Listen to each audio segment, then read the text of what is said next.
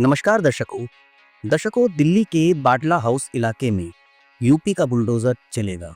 बाटला house में कई दुकानों घरों पर उत्तर प्रदेश सिंचाई विभाग की ओर से नोटिस चिपका दिया गया। विभाग ने लगभग 4.5 बीघा भूमि पर अवैध कब्जे का आरोप लगाया है और 15 दिन के भीतर भूमि खाली करने का निर्देश भी दिया है। हालांकि कुछ दिन बीत चुके हैं। नोटिस में स्पष्ट रूप से लिखा गया है कि अगर निर्धारित डेडलाइन के अंदर भूमि खाली नहीं की गई तो बुलडोजर से अवैध निर्माणों को ध्वस्त कर दिया जाएगा। स्थानीय निवासियों का कहना है कि वे कई साल से यहाँ रह रहे हैं, बिजली पानी का बिल भी भर रहे हैं। ऐसे में यह इलाका अवैध कैसे हो गया, यह बात उनके समझ नहीं आ रही। उत्तर प्रदेश सिंचाई विभाग का कहना है कि खसरा नंबर 277 में खिजर बाबा कॉलोनी, मुरारी रोड और सेलिंग क्लब रोड के नाम से दर्ज है। यहाँ बने लगभग 80 मकान और दुकानें बनी है। इन सभी पर नोटिस चिपका दिया गया और लाल निशान भी लगा दिए गए। दूसरी ओर दिल्ली विकास प्राधिकरण यानी कि डीडीए ने भी मुरादी रोड स्थित खसरा नंबर 279 पर बने मकानों दुकानों पर नोटिस चिपकाते हुए 10 जून तक मकान खाली करने का अल्टीमेटम दिया है।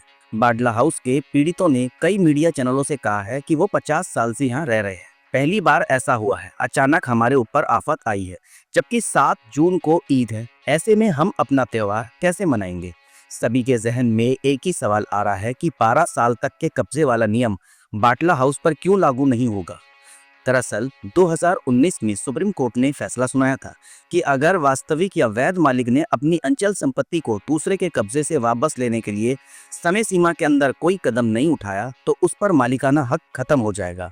यह संपत्ति अवैध कब्जे वाले के पास चली जाएगी। लिमिटेशन एक्ट 1963 के तहत निजी अचल संपत्ति पर लिमिटेशन की वैधानिक अवधि 12 साल है। वहीं सरकारी अचल संपत्ति के मामले में यह अवधि 30 साल है। कोर्ट का कहना था कि अगर अचल संपत्ति पर 12 साल से अधिक समय से कब्जा रहा और मालिक उसे नहीं हटा रहा तो अवैध कब्जा करने वाले को मालिकाना हक मिल जाएगा। बाटला हाउस के कई मकान 4-5 दशक पुराने हैं। कई लोगों को लगता है कि यहाँ पर भी 12 साल के कब्जे वाला कानून लागू होगा। लोगों के अवैध अतिक्रमण को घर कोई गिरा नहीं सकता। सच इससे जबकि पलट है। 12 साल कब्जे वाले नियम में सुप्रीम कोर्ट ने यह भी स्पष्ट किया था कि अगर किसी सरकारी जमीन पर अवैध तरीके से अतिक्रमण किया जाएगा तब वह इस नियम की श्रेणी में नहीं रखा जाएगा। यानी सरकारी जमीन पर अवैध कब्जे को कभी भी कानूनी मान्यता नहीं मिल सकती। इसके अलावा जामिया नगर के मुरादी रोड पर यूपी सिंचाई विभाग ने कई मकानों पर नोटिस जरूर चिपका दिया, लेकिन सरकार के सामने चुनौतियां कम नहीं है। जानकारों का कहना है कि यूपी सरकार को पहले कोर्ट में जमीन का मालिकाना हक साबित करना होगा।